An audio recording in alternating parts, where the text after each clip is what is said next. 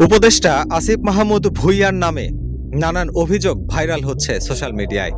তার বেপরোয়া বাবার একের পর এক অন্যায় কর্মকাণ্ডের পর ও গুলশান চাঁদাবাজির ঘটনার পর এবার নতুন করে আলোচনায় এসেছে আসিফের প্রেস সচিব মাহফুজ আলমের একটি কল রেকর্ড। ফোনে কিন্তু আমি কথা বলতেছি না কারোর সঙ্গে, আমি আপনার সঙ্গে বলতেছি বিকজ আপনার সঙ্গে একটা ট্রাস্টের একটা ইস্যু গ্রো করছে, সেই কারণে বলতেছি। আমি যদি কালকে সাইন করাই তাহলে তো পেমেন্ট কি কালকে করতে পারবে নাকি কি করবে?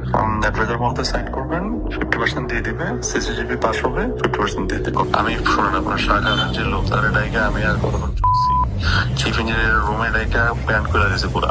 কল রেকর্ডটি ফাঁস হওয়ার পর তা মুহূর্তের মধ্যেই ছড়িয়ে পড়ে সামাজিক যোগাযোগ মাধ্যমগুলোতে। উপদেষ্টা আসিফ মাহমুদের প্রেস সেক্রেটারি মাহফুজ আলমকে ঘিরে টেন্ডার কমিশন সংক্রান্ত একটি কথোপকথন সামাজিক মাধ্যমে ফাঁস হওয়ার পর নতুন করে বিতর্কের সৃষ্টি হয়েছে। অডিও ক্লিপে টেন্ডার প্রক্রিয়ায় কমিশন নির্ধারণ, ফাইল আটকে রাখা, চুক্তিপত্র ঝুলিয়ে রাখা এবং প্রকল্প অনুমোদনের বিনিময়ে ঘুষ লেনদেনের ইঙ্গিত পাওয়া গেছে। ফাঁস হওয়া কথোপকথনে শোনা যায়, এক ঠিকাদারের সঙ্গে আলাপে মাহফুজ আলম বলেন, আমি তো সচিবকে নাম্বার দিয়ে রেখেছি যেন এই 4টা ফাইল দ্রুত হয়ে যায়, কালকে উপদেষ্টা মহোদয়কে দিয়ে সাইন করাবো, এরপর চিফ ইঞ্জিনিয়ারকে তিনি ডাকবেন, কমিশন অনুযায়ী কাজ হবে, প্রথমে 50% দিয়ে দেবে, বাকি টাকা পাস হওয়ার পর।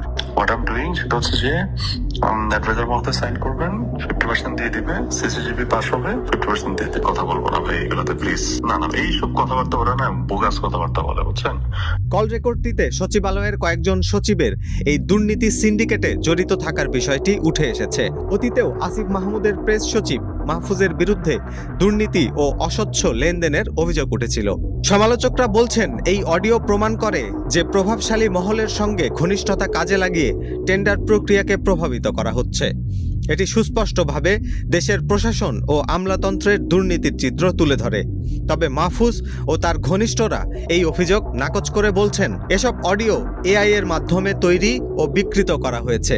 হাসান ওয়ন, উইকলি ইনকিলাব।